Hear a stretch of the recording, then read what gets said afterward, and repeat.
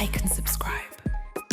Welcome to Soulcast. I'm Iyare Igiehon, and today I'm joined by an actor, comedian, writer and presenter whose work spans British TV, improv comedy and presenting. Perhaps best known for his roles in Ghosts, Stath Lets Flats and Man Like Mobeen, he's built a reputation for warmth, wit and real range. He knows what it takes to carve out a multifaceted creative career in the UK entertainment industry.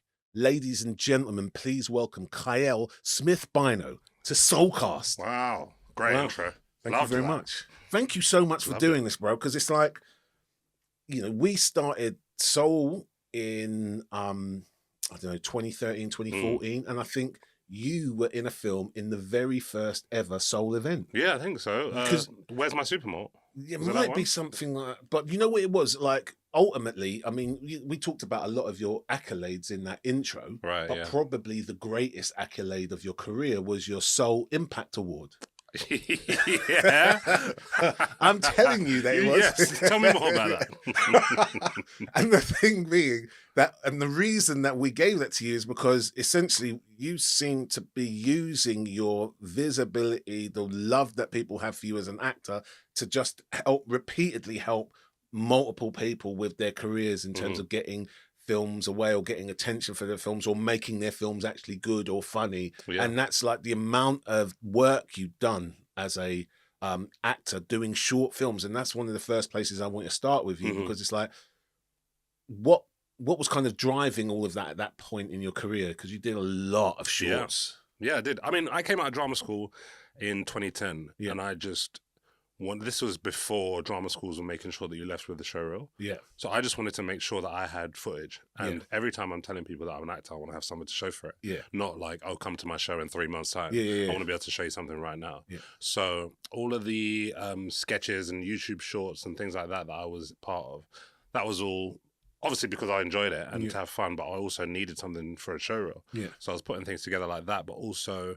a lot of people saw me on YouTube because I've been in like Don't Jealous Me's YouTube. I've been on YouTube with A Squeezy, with Jazzy in Smokey Barbers and all those things. So people were getting me into act. And I was just like, I was up for anything. So anyone that asked me, I was like, yeah, I'll do it.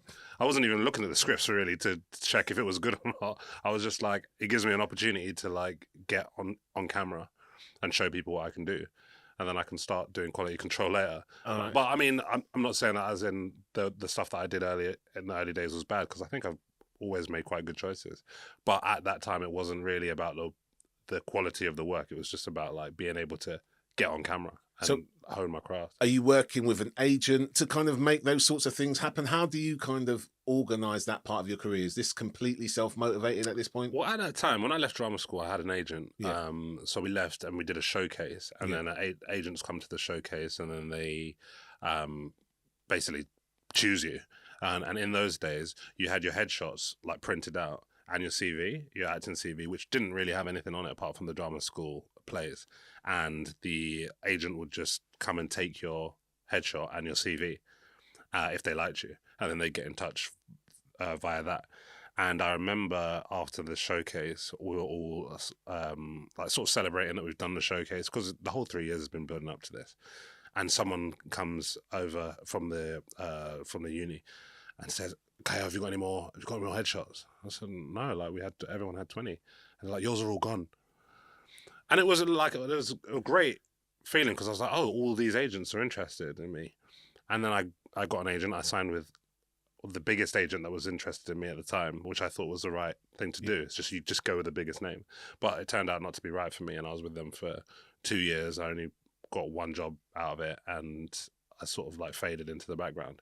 I was a very small fish in a wide international pond, and I was like not getting seen for stuff, and I eventually got dropped by them. And then I was without an agent for a bit, and then I was with another one, then I was without an agent for a bit, and then I got this agent that I'm with now in 2016. So it'll be 10 years in September that I've been with Becky. But it was a process, and throughout that time, all of the online stuff was just stuff that I was doing myself. It wasn't really through agents. That was like I was sort of on two different paths at the same time. So doing the online and YouTube and that stuff. And then I was also auditioning and trying to get on TV. Do you think, like, when you landed Ghosts, was that original agent? Were they a bit like? Do you know what I mean? Do you know what? Did you get that moment where you I kind thought of go, I yeah. would. I thought I would have that moment, Yeah. right? And Holly Dempsey is a good friend of mine. I went to youth theatre with her. I've known her since I was 14 years old, and she invited me to a casting director's birthday party, and I saw that old agent there, and I, I sort of we were at the like there was like a little buffet table or whatever, and we were there at the same time, and I was like, oh hey, and honestly, she had no idea who I was. Not a clue. She looked at me like, she's like, hi. And I'm like, there's so many layers to this. Yeah. One, you were my agent for 2 years. You should have been looking at my agent every day. Absolutely. Two, I'm on a very successful television show with one of your agency's biggest clients, who plays my wife in that show. So you should have seen that. Yeah. So even if you don't recognize me from being my agent, you might go, oh, one of our biggest clients, like main show, that this guy is playing her husband. And there was nothing. In her eyes, absolutely nothing. Well, and I was like, I genuinely couldn't believe it. Yeah. I was shocked. I couldn't even enjoy the sausage rolls. But yeah, it was no, I never really got that moment. But I didn't really need that moment at that time, at that specific time in the party. I was just like, what? That's mad. But I'm very happy with my agent now. It'll be 10 years in September, and we've had some real achievements and some great moments. Yeah. So what's that working relationship like? Because I think this is one of the questions we get a lot from people trying to build careers. When should they get an agent? What does an agent do? So for someone like you, who's actually kind of doing all sorts of different types of work, you're acting, so you're doing proper straight narrative acting, but you're also doing that sort of personality stuff like the sewing bee and obviously Taskmaster, where a lot of people will kind of know you from. So you're doing these different types of work, and so what's that relationship like, and how do those things kind of come to be? I mean, it's as I say, it's about to be 10 years, so it's been a long time, and we definitely have a shorthand now. I could reply to a email with an emoji, and she knows what that means. If I respond with a tomato, it means I do not want to do it. Boo. Boo. But we really have a good relationship, and we talk on the phone and on WhatsApp and on email and by voice note. We've got multiple conversations happening all over the place, but it really works, and I think that it's very important to get to a stage where you're comfortable with your agent. And for a long time, for the first two agents, I was sort of, I guess, scared of getting in touch. And I was just like, I don't want to bother them. I don't want to, I've heard about this audition, but I don't want to. And now I can just be like, Becky, have you heard about this thing? And if she hasn't, I mean, usually she has, but if she hasn't, she'll be like, oh no, I'll look into that now. And if she has, which is sort of 80% of the time, I'm already been submitted for it, or she's already put me forward. But yeah, I had two agents before that that I was sort of scared to contact. I'd put it off until Monday, and that's not a relationship. That's not how it should work.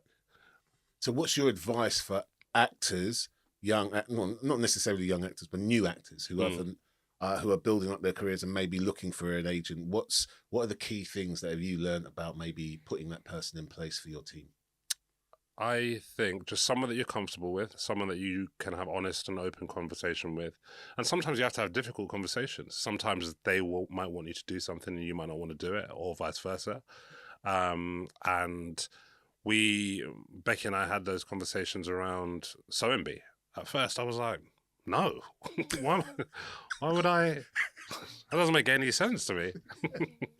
Fast forward, I'm on set. Welcome to the Great British. But we had conversations about that, and it's also about, I feel like this is a safe space. But one of the main factors of me going, okay, I'll do this, is I have a live show now and I've got tickets to sell.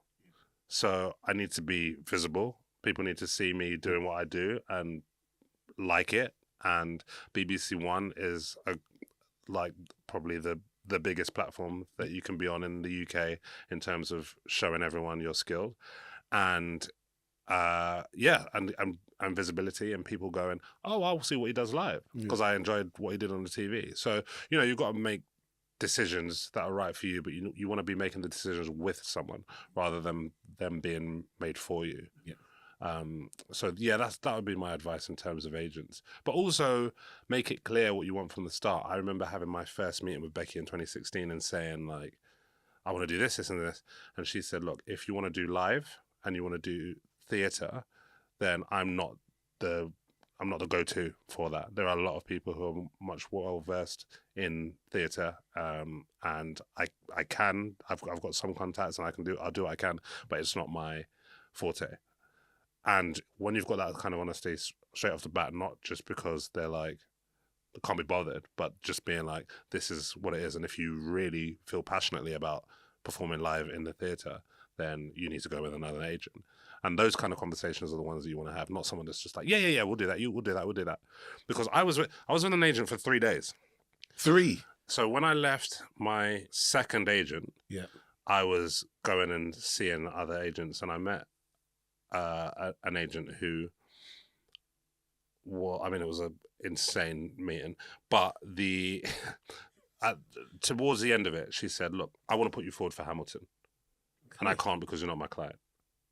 Wow. Okay. Well, Hamilton. I've heard of that. And she was like, it's like a no-brainer. You should be in Hamilton because back then I was still actively doing music as well. And she was like, it's a no-brainer. You should be in Hamilton. I'd love to put you forward, but you're not my client. So I was like, okay, look, yeah. Listen, I didn't have any other prospects at the time. So I was like, yeah, let's do it. 2 days later, I'm getting put up for a student short film about Beauty and the Beast. And I'm like, where's Hamilton? And she's telling me, like, oh, bear with me. And then I went and had some other meetings, and I met Becky at that time, and I was like, yeah, this is right. And did that. And Hamilton's lost. And you and still haven't seen Hamilton. I refuse to see it now. I'll never watch it. Yeah. So let's take a little bit of it out, because I want to come back and we're going to talk about the live show. Yeah. But so tell me a little bit about how the whole process of it. When did you work out that you were an actor or a musician? How does that all happen? I wanted to be an actor from when I was 4 years old. Yeah. I was in a nativity play. So were you that kid? Were you always performing? Yeah. But I didn't know it was a job. Yeah. I didn't really know what a job was at 4 years old. It's just like, what do you want to be when you're older? And it's like astronaut, fireman. Yeah. And I sort of knew that I wanted to perform and I wanted to act, but I didn't know that it's like, oh, you can perform and then they give you money and that's how you can live. Yeah. Like, I didn't really understand that process. I just knew that I wanted to do it.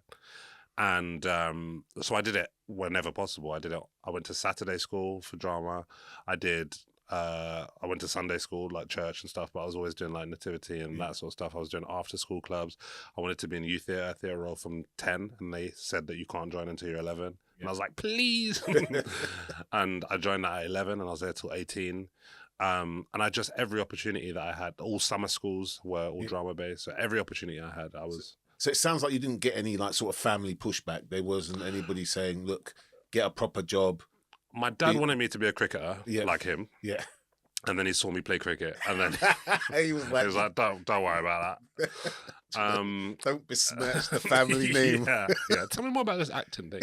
And then my mum said to me that I could do whatever I wanted as long as I got my GCSEs and my A levels. Okay. So I wanted to go to Brit school at college age, and she was just like, "You get your A levels, and you can do what you want." So I stayed in sixth form.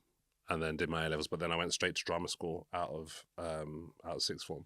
So I was one of the few. I think there were 5 of us in my year that were straight out of college. Yeah. Everyone else had either had gap years or done some life experience or had other degrees or whatever it was. But yeah, I was one of 5 that just came straight out of college into drama school, and I didn't really know much about the world. Yeah.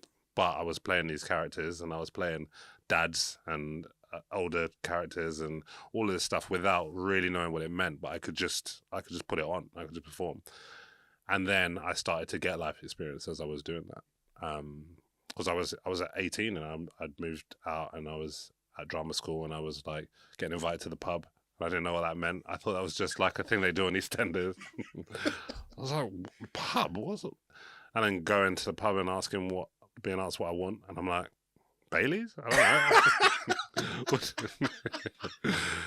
You know, like I just didn't have. I was so young and so green and like so new to everything. But yeah, I learned a lot at drama school. Were you always a sort of a comic actor? No, I mean, I never thought that. I never thought that that's what I would do. I mean, in drama school, it was all very. I mean, obviously, in youth theatre, we were devising a lot, and I guess like I enjoyed making things funny. Yeah. But when we were doing plays, it was also like very contemporary plays that weren't necessarily comedy. They were just quite like hard hitting, gritty plays, and when I was in drama school, we were doing Shakespeare and classic texts and the tragedies and all of those things. So I never really thought it would be the comedy that I went into. But my friends that were on YouTube and making videos, they were all doing comedy stuff because it was easy and quick and you can improvise it. And when I was doing Diary of a Badman with Hamza, it was like seeing the way that he worked. And just being like, right, I've got an idea, it's sort of like this, it's sort of like that, turn out, wear a blazer, wear a tie. I just like, okay, I'm here now. And then he would just like, let's try this scene. And then we'd do it. And he'll go, a bit more like this, less like that, try it again. And working like that, in comedy especially, and then realizing that like, if you make him laugh and the crew laugh, then you're probably onto something, you're going to make the audience laugh, was just the way that I began to work. But I still never thought that professionally, because this was like, I was just turning up and doing it as a favor and you'd get chicken and chips or whatever. But like, I never thought that professionally I'd be doing comedy. I always thought that I really, I thought I'd be doing plays, like classic plays, because that's what I did in drama school. I did a lot of Shakespeare and people were like, oh, you're so good at that. And I was like, oh, am I? And I thought, yeah, I'll be doing stuff like that, be at the Globe, RSC, that sort of thing. But yeah, it sort of went in a different direction for me, and I started doing comedy. I started doing stuff with Kay Van Novak, who did Phone Jacker and Face Jacker, and he really introduced me to his world. And then I met loads of other comedy performers through that, and then I met Kayode through, I can't remember what I put something online, and he'd contacted me and said that a friend of mine, Kemo Tarawali, was doing a R&D for something that he'd written about a Sierra Leonean family. And I played the dad in this R&D, and Kayode played the eldest son, and that's where we met. And then I'd posted something online a few months later, and he saw it and contacted me and said, I'm making this thing called HoodDocumentary. Would love you to be a part of it. I was like, yeah, I'll do that. And then I didn't realize what it was going to be. And then it became the BBC version. And then it was obviously massive online. And then, and then people saw that. And then I met Demetriou, who had seen that. And I'd obviously seen the Stath, Let's Blap that he did for Channel 4. And we equally loved each other's work. And then I got an audition for Stath. And then did that for 3 series. And then did Ghosts. So like... so the thing is, and I hear that, I'm going to have to stop you there. You can't just... And my wife will never forgive me. You can't just whiz over Stath like that. No, not at all. I mean, Stath is my favorite. Yeah, it's my favorite thing ever on TV. Yeah, not because I'm in it. Yeah, but I love it. Yeah, I mean, like Stath. One of the funniest things to do with Stath is watch it with people who've never seen it before. Right, because I watched it and then I showed it to my wife and her sister, and literally I thought they might die. Like literally, I thought, oh my God, I've killed them, because they were choking. Yeah, like literally, Jamie in that show is killer, and his sister as well. Yeah. Oh my God, it's such a good show. Yeah, it's amazing. And to be part of it, to be in the room watching this happen, and like having to keep a straight face, because that's your, like often we see that you're the one who would get the funny lines, but in that one you kind of had to do the straight man thing. Yeah. And it's like, the thing is, it's really interesting. I remember bumping into Jamie once, right? I didn't bump into him. I was talking to someone else, and I mentioned your name, and Jamie went, do you know Kiell? And like the Oh, guy, the really? degree to which he was just so excited just to hear your name. Yeah. It was like, you know what I mean? He stopped and we had a chat, and then I did that whole thing because I was like, look, bro, I don't normally do this, but like my wife is a massive fan. And like, would you take a picture with me so I can send it? He said, no, I'll do you a video. He says, so like, and he did this whole thing about like, we just moved to Beckenham. Right. And he did the Stath voice. And Right, congratulated her for moving into a footballer, which is one of his big dreams. Do you know what I mean? He did the whole thing. And that was all because he heard me say your name. Right, wow. That's like how excited he was about having worked with you. And it's really interesting to see like the things that you guys have gone on to do, you know, because obviously you went on to do Ghosts after that, which is crazy in terms of the scale of that show and just the sort of impact that it had. And how much did that change things for you being in a show like that? I mean, I could never expect that like something I was part of could be that huge. And even after series 1, we still didn't really know how big it was going to be. But we got series 2 and 3 at the same time. Commissioned. So that's a bit of an indicator that it's going well. So that was like, okay, something's happening here. Then when we did this Christmas special for series 2, we had, I think it was 7.2 million viewers. And that's when I was like, oh, okay, this is massive. Then I started getting stopped in the street by different kinds of people. Because up until this point, it had always been sort of people around my age, people that like I would expect is watching certain things. And then I'm getting stopped by families that like together. A full family being like, oh, darling, look, it's the man from the television. They can't see the ghost. And taking pictures with kids and like all of that. And then people being like, oh, my cousin in Berlin loves it.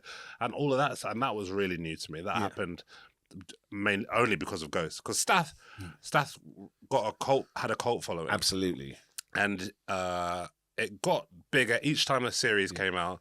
It drew people to the first series, and then when it went on to Netflix, that's when it was even bigger. And like, then I was getting stopped by all sorts of people. But before then, it was very much sort of like around my age, around my sort of demographic, or like have similar interests. It's a comedy connoisseur type of a show, right? Exactly. Whereas Ghosts took it mainstream and getting stopped in airports in different countries and things like that.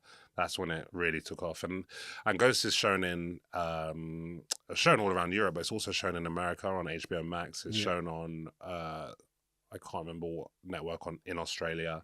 But there's like, it's worldwide.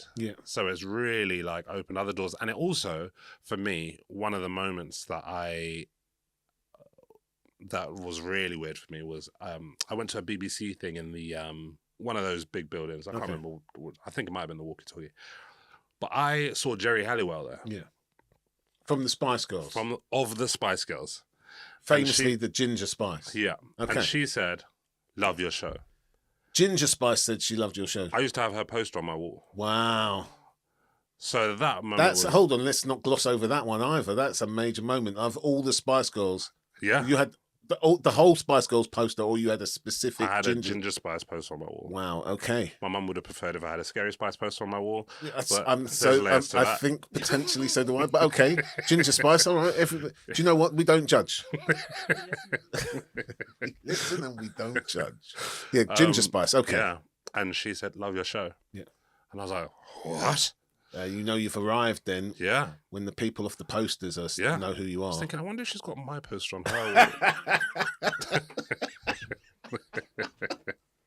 All right, so look, there's a lot of things to kind of think about there, but like, what's the point where you feel like, okay, this whole acting thing, this is, I think this is going to work out. Like, do you ever get to that point, or are you feeling like... Yeah, I'd say like when Stath got renewed for the like second series, and that was, I think that might have been the same year I auditioned for Ghosts and got it. 2018, I think. And then there was a period where I was doing Stath and then Ghosts back to back. And that's when I was like, oh, okay, like this is me now.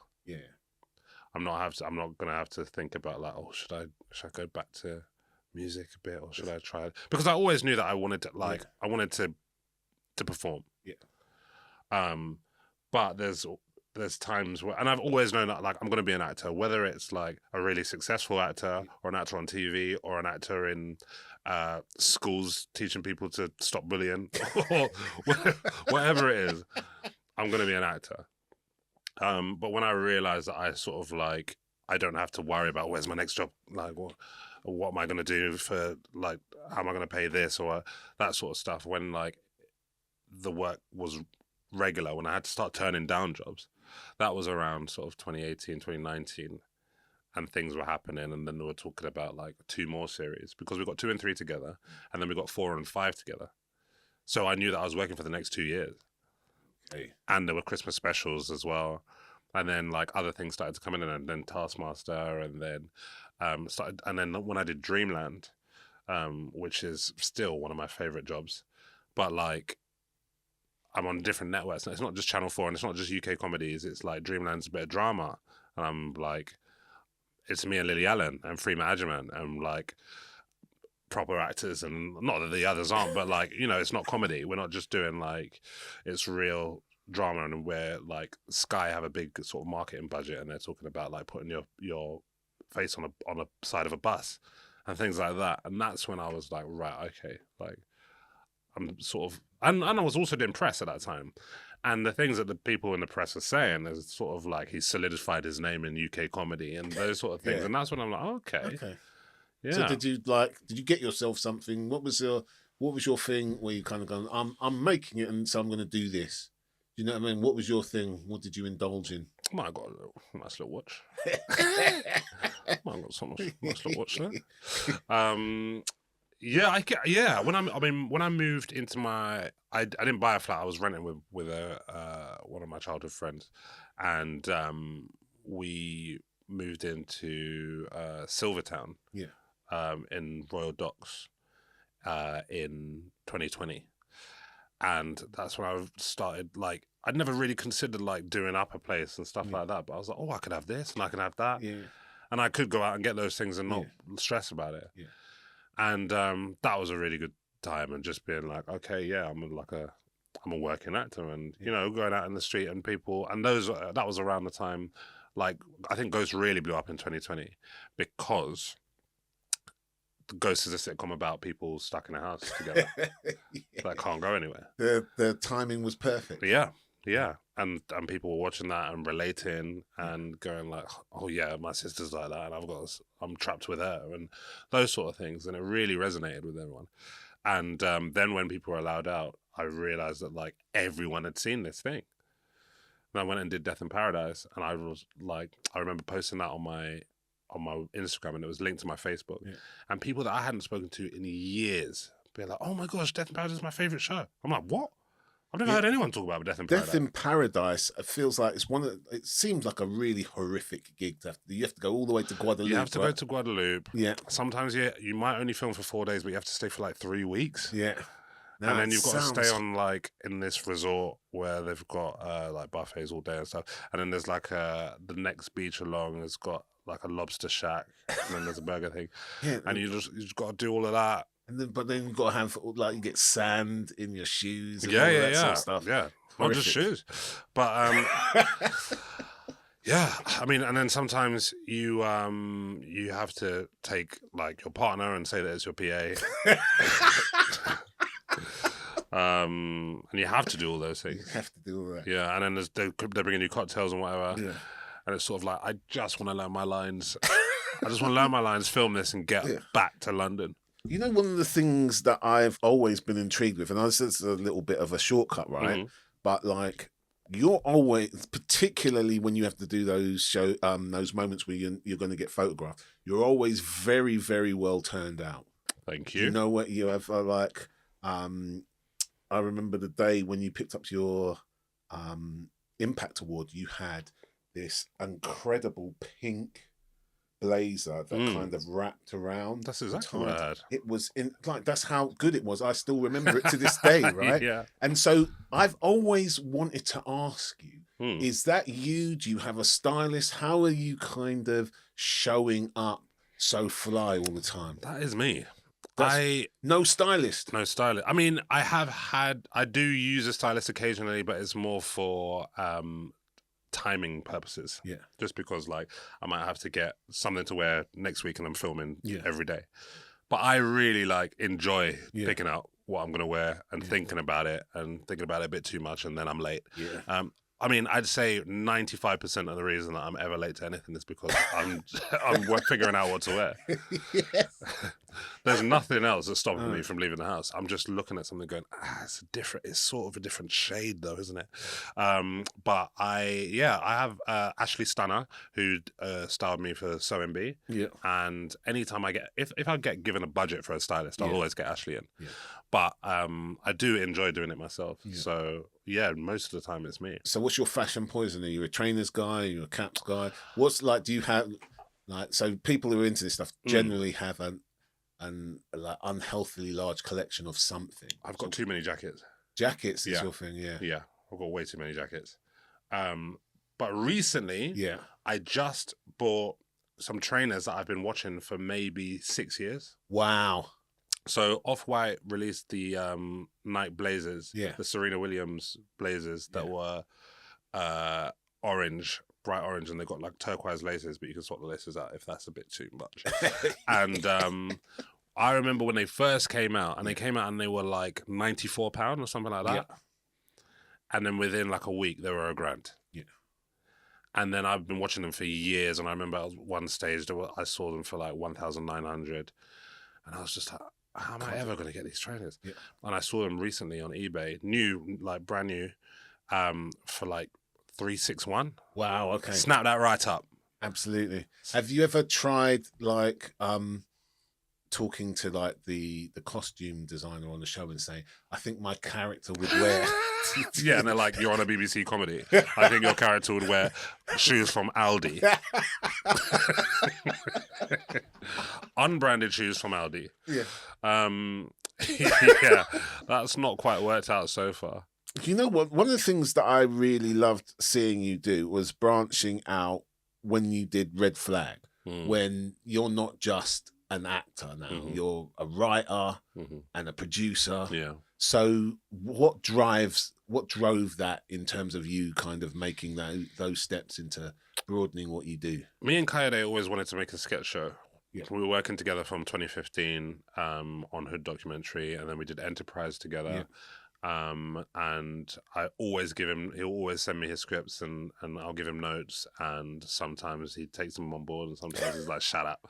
But we work really well together. We've got a really good collaborative energy, and we wanted to make a sketch show. Throughout all of those periods, we'd come up with ideas that would get turned away for whatever reason. They're not right for that certain project, and we'd come up with sketches. That'd be a good sketch.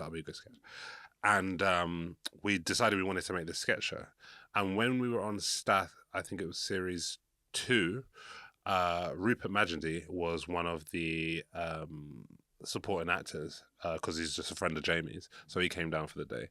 And Kayode and him spent a day or 2 days together as the characters that were in a separate part of an award show. So they were talking a lot between takes and talking about, and he was like, oh yeah, I've actually got this thing with Kayode that we want to do. So we pitched a sketch show. We went through so many names, and we were gonna do this sketch show together. And then one day he called me and he said, like, I've been on my faith journey and like doing all this stuff in the church. And I was like, yeah. And he said, I'm gonna go to Ghana for a placement, and I'm gonna live there. And I was like, oh right, like for what, like 6 months? He was like, no, I'm just gonna like permanently until they move me somewhere else. And I was like, oh, right, what about, like, the industry or something? And it's like, yeah, I'm still going to write, but, like, not too bothered about acting and this project. And I was like, oh, right, okay. And he was like, but I want you to continue with this. I think it was called Chagori at the time. And it was called that because K2 Mountain, the other name for it is Chagori, and 2 Ks. We were like, okay, K2, what else? Yeah. And so it was called Chagori at the time. And we went through a few different names, but eventually landed on Red Flag. Yeah. So myself and Kayode are both execs on it, and we made all the decisions, and everything came through us, and we really like were meticulous on like, it's got to be this, it's got to be that color, the things on the table, like it's got to be in this order. And I mean, sure, there was no money for it, but we made something that we were really proud of, that I love, that we won an award for. And it, sorry, I'm skipping ahead a little bit, but that's how it ended up being my thing, rather than our thing. Okay.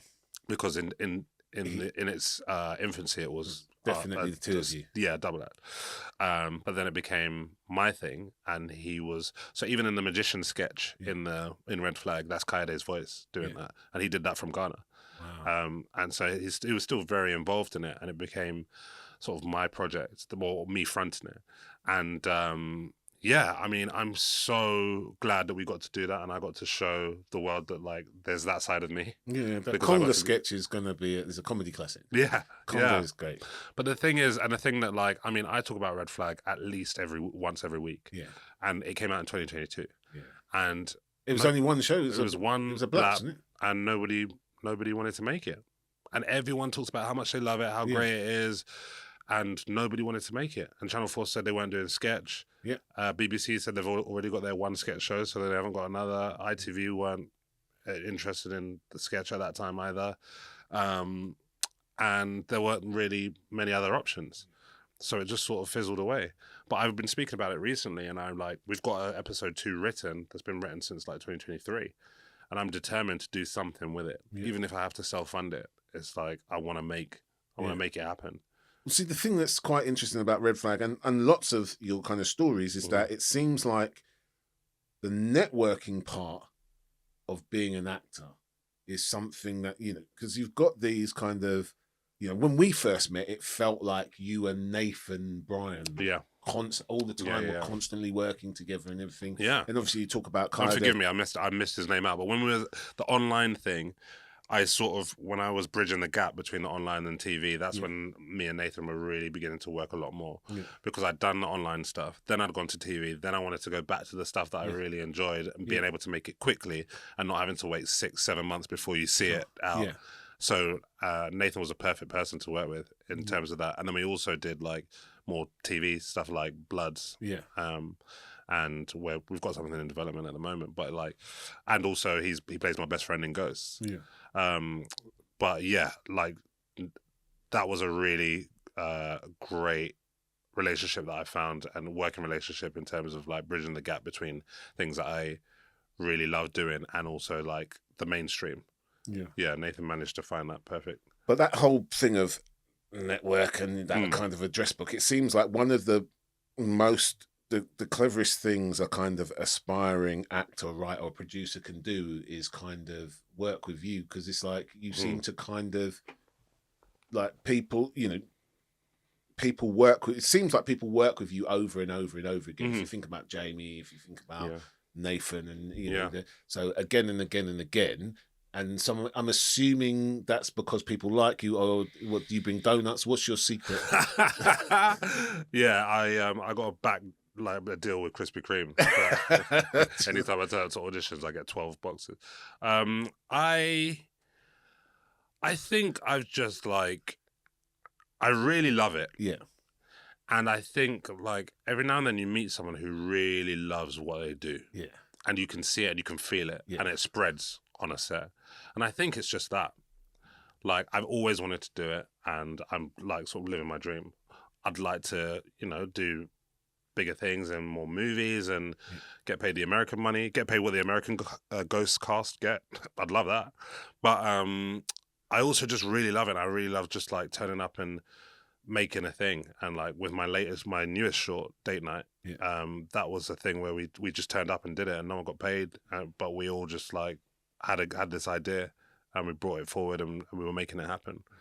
So I still love that. I still like, no matter where I go and what I do, I'm still always going to love like being in the room creating and making something happen, and then having a screening and then hearing the response in the room. I'm always going to love that. So talk to us a little bit about the live show. And what's that about, and how's that come into being? So Kool Story Bro is my improv show. Yeah. So I've always been an improviser. I did my first show. Do you remember Blaggers? The show, it was on at Theatre Royal Stratford East. It was vaguely. Like Curtis Walker, Richard Blackwood, Joe Martin, late Joe Melville. Roger Griffiths, like all of Okay, those, the like proper, yeah, that wave of like proper black, yeah. like comedic actors. Yeah. So there was a show called Blaggers, and then there was a show called, they made the young people version, which was Junior Blaggers, Okay. which I auditioned for at 13 years old. Yeah. Didn't get in, and I went and saw the show. They're gutted about that now, eh? Well, I went and saw the show, and then I saw the creators, and they were like, "We're having auditions again," and I was like, "Yeah, I'll be there." And I auditioned again, and then I got in. Yeah.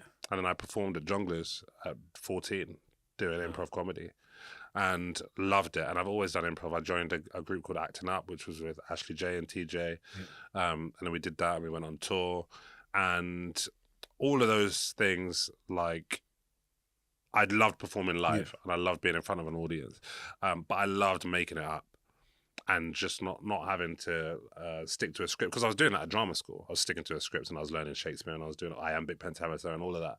But I also wanted to just come on stage and just like interact with the audience. And I've never wanted to be a stand-up ever. It's not my comfort zone. I don't enjoy. I've done sort of hosting and stuff like that, but it's not like where I love to be. But just being on the stage and feeding off the audience and being able to come up with things and just play on a stage is what I love. And so I hadn't done it for a while. I my last Acting Up show, I think, was 2016, and then in 2021 maybe I got asked to come and be a guest on this improv show, and I was like, yeah, great. I actually used to do improv. They were like, we don't need you to improv. We just want you as a host. And I came and I hosted it, and I was like, I spoke to the guy afterwards, like, I really want to get involved with like the improv side of it. And I joined a group called They Seem Nice, which does Soho Theatre, and that's created by Nick Sampson. And then from doing that, I did May Martin and Friends, which went to LA, and we did like 5 shows in LA. And I was just like, I love doing this so much. I want to create my own sort of format. And those are all sort of suggestions from the audience where one of the other people on stage tells a story or monologues about a specific word. It could be anything. It's usually spatula, because that's what people shout out, and they think they're the only person to shout that out. But like, they can say, an audience member can say any word, and someone on stage will say, "Oh, that reminds me of a time when blah blah blah blah," and you go off on different tangents. And I enjoyed that, but I was thinking, how do I make it more, especially because of the people that I'm around. I was like, I need to prove to them that this is made up, because a lot of people are like, yeah, that was great, but you rehearsed that, right? Yeah. And a lot of people are like, oh, you got someone in the audience to shout that. So I started thinking about, how do you make it foolproof that it's like, there's no way that any of this could have been rehearsed or premeditated or anything. And I was like, if everything comes from the audience, if the whole story comes from the audience, and there's no time for us to confer, you see us taking in the information the same time that you're hearing it as an audience member, and then we're doing scenes. Then you go, well, obviously, because I just saw it, I just witnessed it happening. Right? Sure. So I created Kool Story Bro, which was my show that went to Edinburgh in 2023, and I tried it out for 3 nights in Edinburgh. And from the first show, I knew I was onto a hit. From the first story of the first show, I found out that like their audience are getting something from hearing another audience member tell a story. So that's one element, because you're sort of you're in the same position, because I could pick you. I could suddenly turn and pick you. You must have a story. Or so it must be like everyone feels together in that aspect. And then you get to see what we do as improvisers based off of that story that you just heard. So you're sort of getting 2 shows. And also add in the special guest element. Someone might get to chat to someone who's like their favorite actor on TV, or like I had Lily Allen as a special guest once. I had Amelia de Moldenberg. So like people are getting to chat to these celebrity guests, and then also see their story immortalized on screen on the stage, and also we film it for social media clips. So then it just lives on the internet, and people really enjoy that. So I was on to a winner from that. Did Edinburgh, did Theatre Royal Stratford East, and then did some more London shows. And I thought, like, we need to go bigger. You say did, so like, because you're not just, it's not like you're just an actor on the stage. So like, you're doing it as a producer. Yeah. So talk to me about a little bit about doing the job of a producer on a live show and getting it into different venues and all that. It's not my favourite job. It's not the easy bit. Trying to work out a tour. So we're going on our tour, our second tour this year. Our tour starts 1st of May. And we're doing the first leg in May, the second leg in October. Can people get tickets for that? Yeah, koolstorybro.co.uk. Yeah, go and say it in there. Tickets are available now at koolstorybro.co.uk. Tell everyone you know in Swindon. And I was like, okay, we have to think about how it looks on stage. And this is a big thing for me because a lot of the people that I was improvising with when I returned to improv were all sort of middle-class white people. Yeah. Because improv is a very middle-class white thing. Yeah. But that's just like, I don't know why, but that's just like how it's sort of a subsection of comedy, improv. And maybe you need to be able to afford the time. I think it take the time. There's a lot of and people in working class backgrounds don't really have the time to go and try out an improv class on a Thursday afternoon because they've you've got food on the table. Yeah.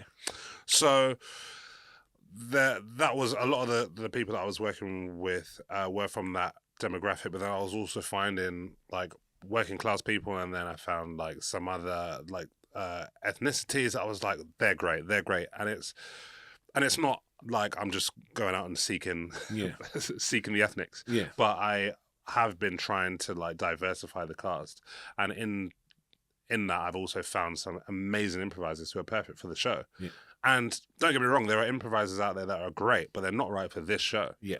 Because this show is very, very casual, very like, whilst the special guest is talking to an audience member, you can chip in with a question and you can just be like, is that, and we go up and down the UK and we meet people from all different cultures, and someone in the audience might be talking about something that nobody else has heard of in the audience, but one person on the stage goes, oh, I know what you mean that. Yeah. And then you've got a moment there. And so that's something that like I've really been trying to do, diversify the audience and cast of Kool Story Bro, which I think I'm managing to do slowly. Not so much in Edinburgh, but fine.